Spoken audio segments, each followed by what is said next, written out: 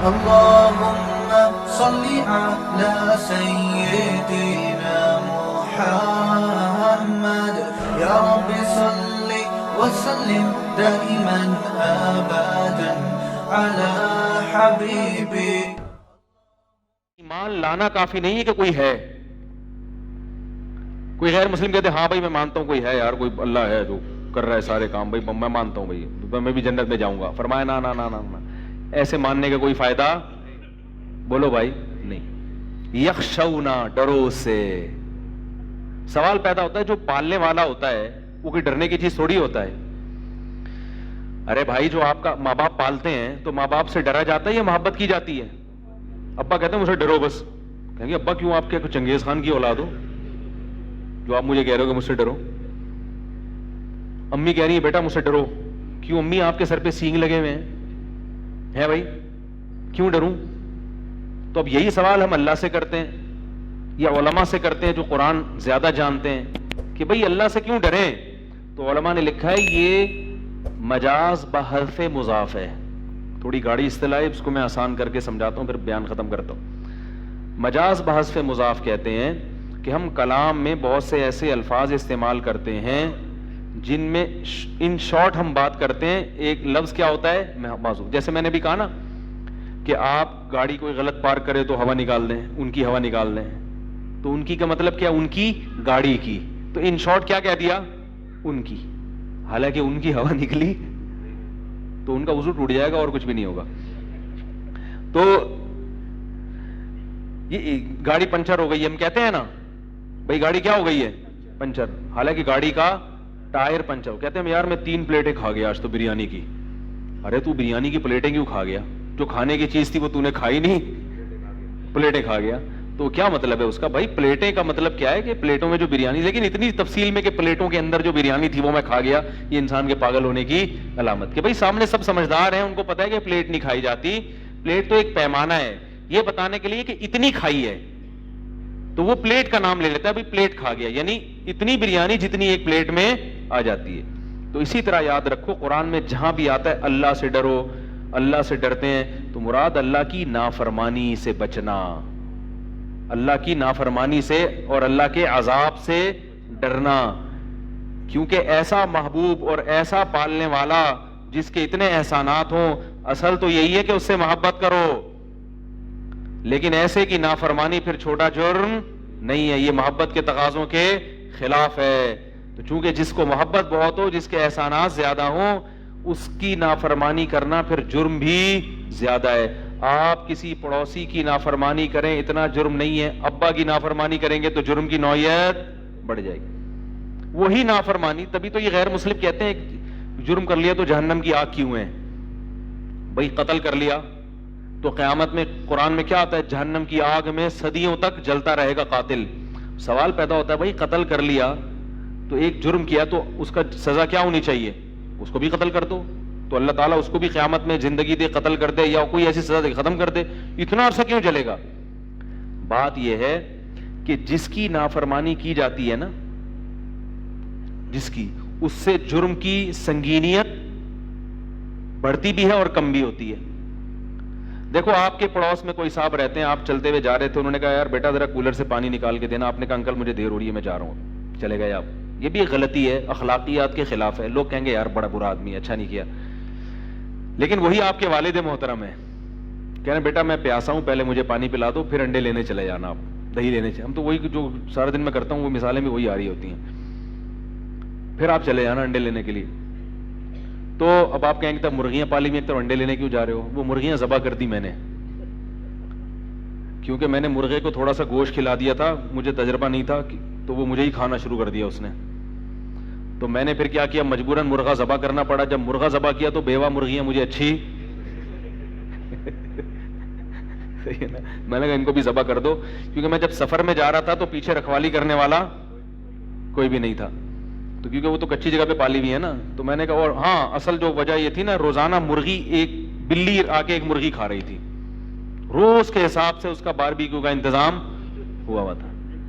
اب میں بلی سے بیزار آ گیا, تو پھر میں نے کہا کہ یار یہی کھا رہی ہے تو بہتر نہیں ہے کہ ہم ہی کھا لیں, تو پالوں گا دوبارہ انشاءاللہ, لیکن پہلے بلی کا انتظام ہو جائے کہ بلی کو کیا کریں ہم. تو پھر وہی بات, کہاں کیا بات ہو رہی تھی بھائی؟ جو بات چل رہا تھا وہ جلدی سے سمیٹنا ہے بات کو. ہاں دیکھو, ایک بوڑھا آدمی بیٹھا ہے, اس نے کہا بیٹا ذرا پانی پلا دو. آپ نے کہا انکل مجھے دیر ہو رہی ہے, چلے گئے. لوگ کہیں گے نا یار بوڑھا آدمی خدمت کر لیتا, لیکن وہی بوڑھا آپ کا باپ ہو, آپ کے والد ہوں, وہ کہہ رہے ہیں بیٹا پانی پلاؤ, آپ کہہ رہے ہیں نہیں مجھے دیر ہو رہی ہے. جرم کیا ہے؟ پہلے بھی پانی پلانے سے انکار کیا, اب بھی پانی پلانے سے انکار کیا, لیکن دونوں کی نوعیت میں فرق ہے, دونوں کی سزا میں بھی فرق ہے. حکومت کی بغاوت اور ہوتی ہے, اور ویسے اگر آپ کسی تھانے کے خلاف کھڑے ہو جاؤ گے اس کی سزا اور ہوتی ہے. ماں کی مخالفت کرو گے اس کی سزا اور ہے, اور ویسے ہی محلے میں کوئی خاتون ہے, بوڑھی خاتون, انہوں نے کوئی کام لگایا آپ نے نہیں کیا, اس کی سزا اور ہے, حالانکہ جرم بالکل ایک جیسا. تو یاد رکھو اللہ کے احسانات بہت زیادہ ہیں. اگر کوئی کسی قاتل کسی شخص کو قتل کرتا ہے تو اس کی دو الگ الگ نوعیتیں ہیں. ایک تو آپ نے اس کے ساتھ ظلم کیا, اس کی سزا تو یہی ہے کہ آپ کو بھی گردن اڑا دی جائے. ایک ہے کہ آپ نے کس کے حکم کو توڑا ہے, اللہ نے قتل سے منع کیا, لا تقتلوا انفسکم, ایک دوسرے کو قتل مت کرو, یہ بہت بڑا جرم ہے.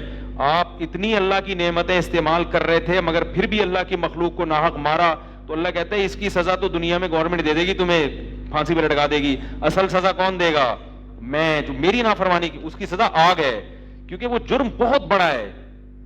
خدا کو ناراض کیا, جس نے پیدا کیا, جس نے پالا پوسا بڑھایا, اس کو ناراض کیا, تو سزا بھی بہت بڑی. لیکن چونکہ اللہ مہربان بھی ہے, رحمان بھی ہے, لہذا اس نے مرنے سے پہلے توبہ کا آپشن بولو بھائی رکھ دیا. یہ اس کی رحمت ہے. لوگ کہتے ہیں نا یہ کیسا رحمان ہے کہ آگ میں ڈال دے گا. بھائی وہ انتقام بھی لیتا ہے, جرم کی سزا بھی دیتا ہے. رحمت ان لوگوں کے لیے ہے جو توبہ کر لیں, کیونکہ دنیا میں آپ کسی کی نافرمانی کریں گے تو توبہ کا آپشن دنیا کے قانون میں نہیں ہوتا. آپ نے سگنل توڑا, آگے گئے, پولیس والے روکا, آپ کہتے ہیں استغفر اللہ ربی من کل ذنب واتوب الیہ, وہ چھوڑ دے گا آپ کو؟ جبکہ اللہ نے کیا رکھا ہے؟ موت سے پہلے 100 دفعہ بھی جرم ہو 100 دفعہ توبہ کا آپشن رکھا ہوا. یہ اس کی رحمت ہے. تو نوعیت بڑھ جاتی ہے جرم کی. تو میں یہ عرض کر رہا تھا کہ اللہ سے ڈرنے کا مطلب کیا ہے؟ اللہ کی نافرمانی سے ڈرا جائے. فرمایا لہم مغفرۃ, تو ان لوگوں کے جیسے پہلے طبقے کے لیے جہنم کی آگ ہے, اس دوسرے طبقے کے لیے مغفرت ہے. مغفرت کیا مطلب؟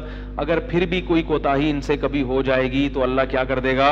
چھوٹے موٹے گناہ معاف کر دے گا, کیونکہ بڑے گناہوں سے یہ بچ رہے ہیں اللہ کے خوف سے.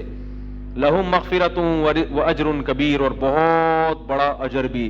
یعنی چونکہ کچھ نہ کچھ کوتاہیاں تو ہر ایک سے ہوتی ہیں, چھوٹی موٹی کوتاہیاں, چھوٹی موٹی معاف کر دے گا, اور بڑی کوتاہیوں سے تو کہ تم بچ رہے ہو. اس لیے قرآن میں آتا ہے نا کہ ان تجتنبوا کبائر ما تنہون عنہ, اگر کبیرہ گناہوں سے بچو گے, نکفر عنکم سیئاتکم, چھوٹی موٹی خطائیں معاف کر دیں. آج چھوٹی موٹی کے پیچھے پڑے ہوئے ہیں, بڑی بڑیوں کو ہے. بھائی دیکھو آج کل کتنا لوگ خیال کرتے ہیں بھائی آپ کو تکلیف تو نہیں ہوئی, سوری, حالانکہ وہ سوری نہ بھی کرتے کوئی اتنا مسئلہ نہیں تھا, مگر بہن کی وراثت کھائی ہوئی ہے, وہ دینے کے لیے اس کو کتنی سخت تکلیف ہو رہی ہے. ابے بھائی تو وہاں سوری نہ کرتا, کوئی اتنا بڑا مسئلہ. ایک صاحب مجھے انگریز کی فضیلت بتا رہے تھے کہ اتنے اچھے اخلاق, ایٹیٹیوڈ اتنا اچھا, جب بھی کوئی بات ہو تو سوری کرتے ہیں. میں نے کہا ابا کو اولڈ ہاؤس کیوں جمع کراتے ہیں بھائی؟ ابا سے سوری کرو, جن جن اباؤں کو اولڈ ہاؤس میں جمع کرایا ان کو گھر لے کر آؤ, بولو آپ نے جنا ہے ہمیں, آپ کی باڈی سے اللہ نے آپ کے جسم سے پیدا کیا, ڈی این اے سیم ہے, مجھے جس زندگی ملی آپ کی وجہ سے, یہ بزرگی کا رشتہ, اور ماں کو اولڈ ہاؤس سے نکال کے لاؤ. یہ اتنا بڑا کبیرہ چل رہے ہیں, اور تھوڑی سی مطلب سوری, یہ کیا ہے بھائی؟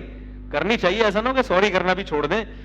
لیکن قرآن کیا کہہ رہا ہے؟ کبیرہ گناہوں سے بچو گے تو چھوٹی موٹی خطائیں معاف کر دوں گا. اور ہم بہنوں کی وراثتیں کھا رہے ہیں, عورتوں پہ ظلم ہو رہا ہے معاشرے میں. جس کی لاٹھی اس کی بھینس, جس کی لاٹھی اس کی بھینس. اگر عورت اسٹرانگ ہو تو وہ میاں کو دبا لیتی ہے, میاں اسٹرانگ ہو تو وہ عورت کو دبا لیتا ہے. بچے اگر چالاک ہو تو ابا کو زندگی میں ہی وراثت مانگنا شروع. ابھی ابا دنیا میں ہے, ابھی سب ان کا کہہ رہے ہیں ہمارا حق دو. تمہارا کہاں سے ہو گیا؟ مانگنا شروع, ابا کو تکلیف ہو رہی ہے, اس کا احساس ہی نہیں ہے کہ یار میری مجھ سے بھی, ان کو تو چاہیے تھا, بولے ابا جو ہم نے کمایا ہے وہ بھی آپ ہم سے لے لیں, آپ کا ہے سب کچھ. حدیث میں آتا ہے تم اور تمہارا مال تمہارے باپ کا ہے, یہ نہیں فرمایا کہ تمہارے باپ کا مال کس کا ہے, تمہارا ہے. الٹا کر رہے ہیں ہم لوگ. ماں کو تکلیفیں دی جا رہی ہیں, ماں بلا رہی ہے اور بیٹی جواب نہیں دے رہی. کیسی لوریاں سنا سنا کے مائیں جو ہے نا راتوں کو اپنی جاگتی ہیں بچوں کو سلانے کے لیے, کیسی محبت دیتی ہے. یہی بچی ذرا سی بڑی ہوئی, سمجھدار ہوئی, تو اب ماں کو ستانا شروع کر دی. تو بڑا ظلم ہو رہا ہے, ہر جگہ یہ ہو رہا ہے. کیا کیا بتائیں بھائی. وہ میں نے ایک بیان کیا تھا کہ وہ آج کل بہویں ساسوں کی خدمت نہیں کر رہی. اس پہ جو مجھے تمیز سے تمام بہوؤں کی طرف سے جو صلواتیں ملی ہیں نا, تو وہ میں نے, وہ کئی ملین گیا ہے وہ کلپ. اور ایک ہی عورتوں کے ویسے ہی خلاف ہے. میں نے کہا جس ساس کی میں حق بیان کر رہا ہوں وہ بھی تو کیا ہے, عورت ہی ہے نا بیچاری. اور یاد رکھو جب ایک ٹاپک پر بات کی جاتی ہے اس کا مطلب یہ نہیں ہوتا کہ دوسری طرف سے ظلم نہیں ہو رہا. وہ تو ایک ٹاپک تھا کہ بھئی ان کو چاہیے کہ وہ اخلاقاً کچھ خدمت کر لیا کریں. باقی ہمیں پتا ہے کہ ساسیں کیا کر رہی ہیں, وہ تو ٹاپک پہ بات نہیں ہوئی نا. تو لوگ کہتے ہیں یک طرفہ بات. بھائی ہمیں بھی پتا ہے کہ بہت سی ساسیں اسرائیل کا کردار ادا کر رہی ہیں. ہم بھی اسی معاشرے میں پیدا ہوئے ہیں, ہمیں بھی پتا ہے گھروں میں کیا ہو رہا ہے. ان کو کون اجازت دیتا ہے کہ آپ ظلم کرو بہو کے اوپر. تو نیگیٹو کمنٹس کرنے سے پہلے تھوڑی سی پازیٹو سوچ رکھا کرو, اس کے بعد پھر کمنٹس کیا کریں کہ بھئی مفتی صاحب کا یہ مطلب ہو سکتا ہے, یہ مطلب ہو سکتا ہے, یہ مطلب ہو سکتا ہے, یہ مطلب. 10 مطلب اگر اس کے صحیح نکل سکتے ہیں تو آپ ضرورت ہے اس کو منفی ہی پر لے کر جائیں. تو ہوتا ہے بڑی, ہمیں پتا ہے بیچاری وہ کم عمر بہویں آ جاتی ہیں گھروں میں, ساس اس کو پہلے دن سے ایسی توقعات اس سے لگانا. بیٹیاں باپ کے گھروں میں کتنی محبت اور عزت کے ساتھ پلتی ہیں, کیسے ناز و نعم, سسرال جاتے ہی ان کا قیمہ بننا, یہ تو ہم دیکھ رہے ہیں ہو رہا ہے یہ, ٹھیک ہے نا. تو وہ تو ایک معاشرے کا المیہ ہے, ظلم ہوتا ہے اس کے اوپر, لیکن ادھر سے بھی ہوتا ہے, یک طرفہ نہیں ہے. بعض دفعہ یہاں سے ہوتا ہے, یہ تمیز سے بات ہی نہیں کرتی ہیں خاندان کے کسی بڑے سے, تو پھر ظاہر ہے تو دونوں طرف ہو رہا ہے. تو اللہ کا خوف ہوگا تو پھر انسان اپنا حق ادا, بولو نا یار, کرے گا. اس کو پتا ہے کہ بھائی ساس کو چاہیے اس کو اپنی بیٹی کی طرح سمجھے, جیسے ہی چاہتی ہے نا کہ میری بیٹی جس طرح سے رہے داماد کے ساتھ, تو اپنی بہو کو بھی اسی طرح رکھے کہ جیسا میں چاہتی ہوں کہ میری. ایک خاندان والے تھے, وہ کہنے لگے کہ ہم نے جو ہے نا اپنے ایسی, ان کے ماشاءاللہ فیملی بہت بڑی تھی, مجھے پتا تھا ان کے گھر میں کوئی بہو آئی تو اس کا سارے دیوروں کی خدمت کرتے کرتے اس کی حساب برابر ہو جائے گا, ٹھیک ہے نا, کیونکہ جوائنٹ فیملی میں یہ پس جائے گی. کیونکہ وہ ان کے ہاں بہویں شارٹ تھیں, دیور زیادہ تھے نا, تو سب کی خدمت. تو میں نے ان سے کہا بھائی وہ میرے جاننے والے ہیں, تو آپ سیپریٹ گھر لے کے دیں گے تو پھر میں اس نکاح پہ ان کو ایگری کروں گا. اس فیملی میں میں نہیں کسی کو مشورہ دے سکتا کہ یہاں بھیجو. یا تو 6-7 بہویں اور ہوتی ہیں تو مل بانٹ کے سب کام کر لیتے نا. بھائی ایک بہو جائے گی اور دیور اتنے سارے ہیں, ان کی شادیاں ہوئی نہیں, تو سارا بوجھ کس پہ آئے گا, پورے گھر کا اس پہ آئے گا. میں نے کہا تو پس جائے گی. تو میں نے کہا آپ سیپریٹ. انہوں نے کہا نہیں نہیں نہیں, یہ نہیں, ادھر ہی ہو. اچھا, دوسری طرف کیا مسئلہ ہے کہ اپنی بہن کے لیے شرط لگائی ہوئی ہے کہ الگ گھر لے کے دے گا تو کریں گے, ورنہ, اور 40 سال عمر کر دی بہن کی. تو میں نے کہا واہ بھائی واہ, صحیح ہے نا. دوسروں کے لیے اصول کچھ اور اپنے لیے اصول. تو یہ اللہ کا خوف جب نہیں ہوتا, آخرت میں جواب دہی کا خوف نہیں ہوتا, تو پھر اس قسم کی چیزیں مارکیٹ میں کثرت سے پیدا ہوتی ہیں. تو اصل چیز ہے اللہ کا خوف. گورنمنٹ آپ کو سیدھا نہیں کر سکتی ہر چیز میں, ایک حد تک جا سکتی ہے. جب تک اللہ کا خوف نہیں ہوگا معاشرے میں سدھار, بولو بھائی, نہیں آ سکتا. اللہ کا خوف ہوتا ہے, بعض دفعہ انسان اپنا حق چھوڑ دیتا ہے. رسول اللہ صلی اللہ علیہ وسلم نے ارشاد فرمایا, جو حق پر تھا, لیکن حدیث کا مفہوم بیان کر رہا ہوں میں, کہ معاشرے میں اصلاح کی خاطر اس نے اپنا حق کیا کر دیا, چھوڑ دیا, تو میں اس کے لیے جنت میں گھر کی ضمانت لیتا ہوں.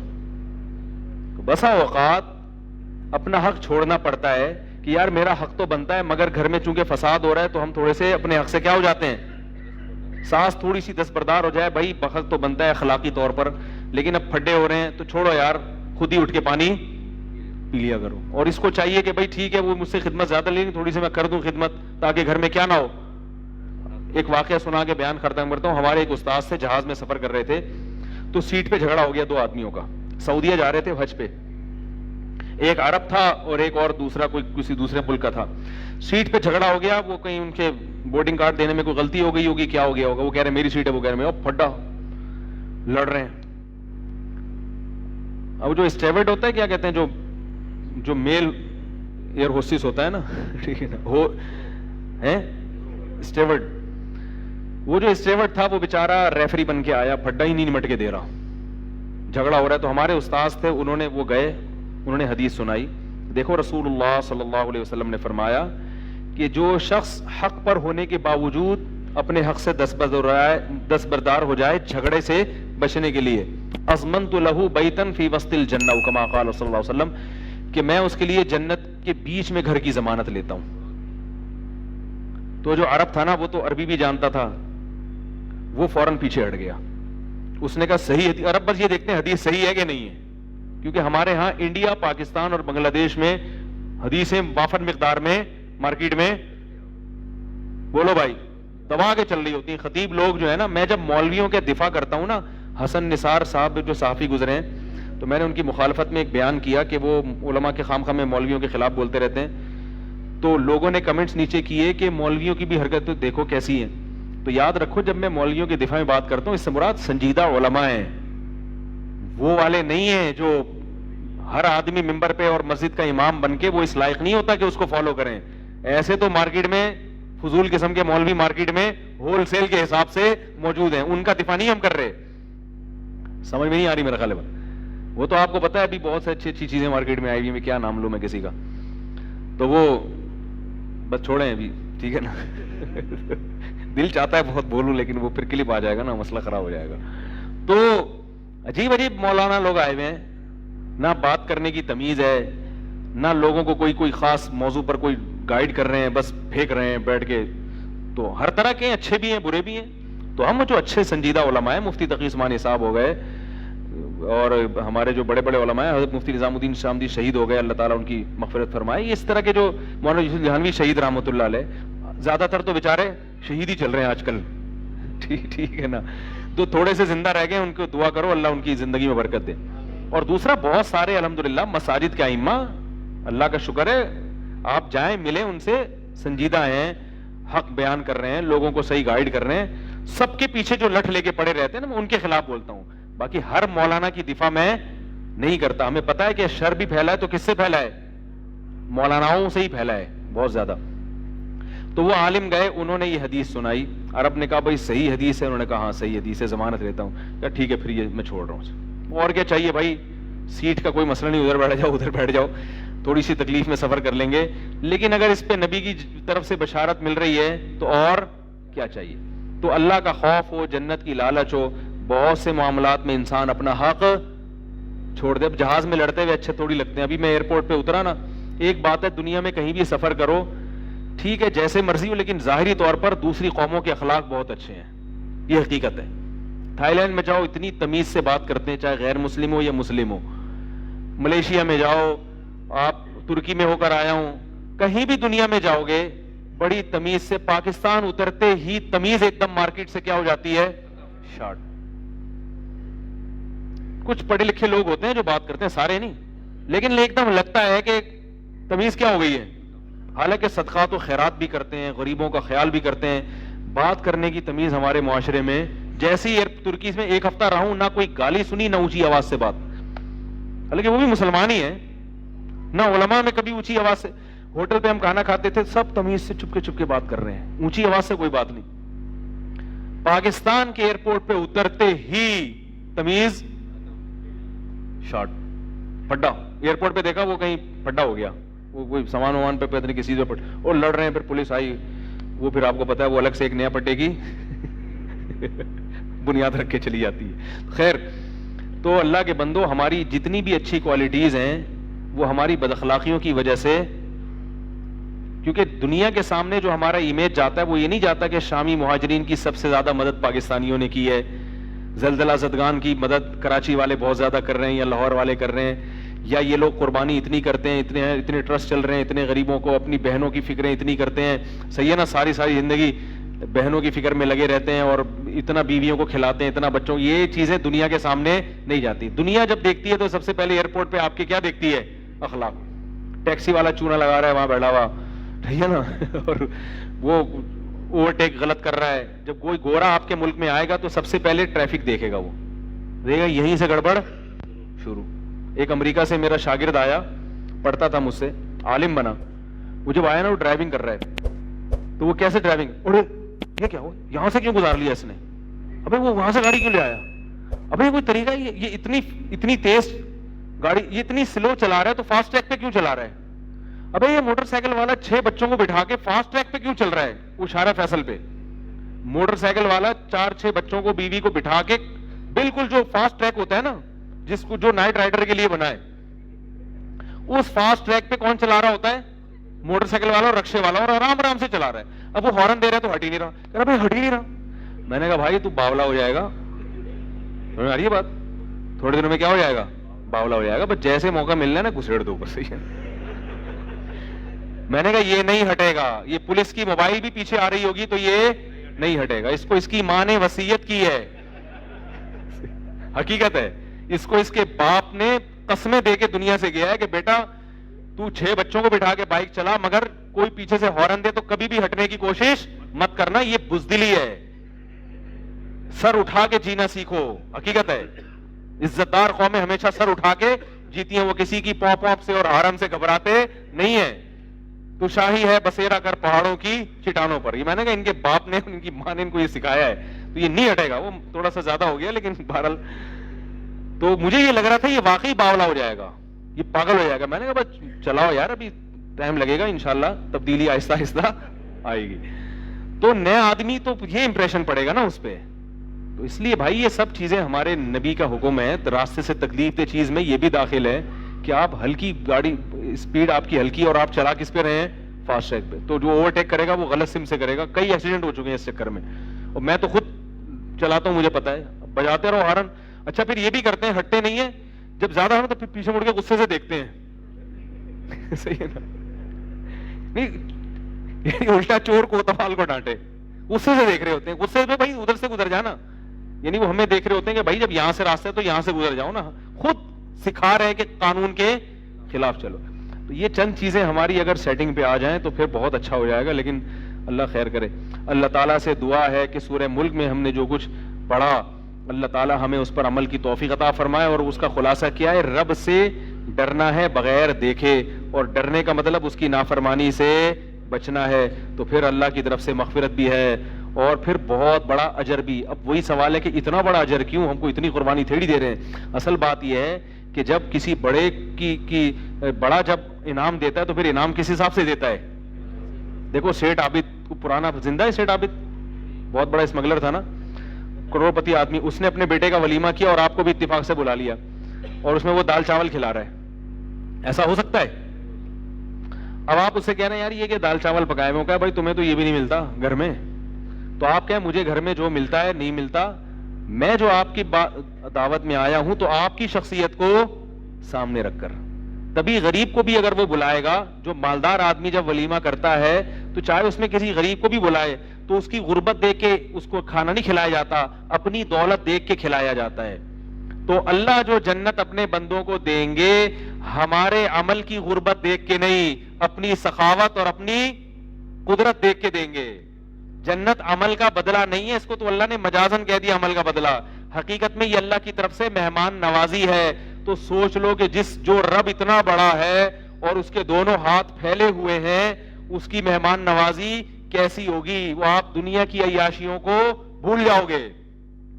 لیکن شرط کیا ہے؟ اللہ کی نافرمانی سے بچنا, نماز کی پابندی, والدین کا احترام, بیوی بچوں کے حقوق. رشتہ داری جوڑنا توڑنا آسان ہے, رشتہ داری جوڑنا بڑا مشکل. اللہ کے لیے جوڑنا کہ بھائی اگرچہ بھائی گڑبڑ کر رہا ہے لیکن اللہ کے لیے اس کو منانے کی کوشش کروں گا, کیونکہ نبی نے فرمایا خونی رشتے توڑنے والا جنت میں نہیں جائے گا. تو یہ سیٹنگ تھوڑی سی مشکل ہے لیکن جنت اسی پہ ملے گی. ہم جنت یہ کام جو کرنے کے وہ کر نہیں رہے ہیں, پتہ نہیں اخپل طریقے سے جنت میں جانے کی. صحیح ہے نا, وہ پٹھان ہے, آپ پشتو, اس لیے ان کو اخپل پہ ہنسی آ رہی ہے. ہم جنت میں اخپل طریقے سے جانے کی کوشش کر رہے ہیں. اخپل طریقے سے نہیں ملے گی. یہ کر لو, یہ وظیفہ پڑھ لو, ہمارے یہاں یہی ہے, یہ اتنی دفعہ پڑھ لو, یہ اتنی دفعہ پڑھ لو, 70,000 دفعہ یہ پڑھ کے پھونک لگا دو, بخش دو, مردہ وہ ہو جائے گا. تو مردہ اتنے آرام سے مشکل ہے اس کا بخشنا. وہ پہلے عمل دیکھا جائے گا. 27ویں رات میں مر گیا تو ڈائریکٹ کہاں چلا گیا؟ جنت میں. بھائی ایسا نہیں ہے, ٹھیک ہے 27ویں رات میں موت کی ایک فضیلت ہے, مگر پہلے کیا ہے؟ عمل. بار بار قرآن کہہ رہا ہے عمل عمل عمل. اللہ تعالی ہم سب کو اصلاح کی توفیق عطا فرمائے. جلدی جلدی پڑھ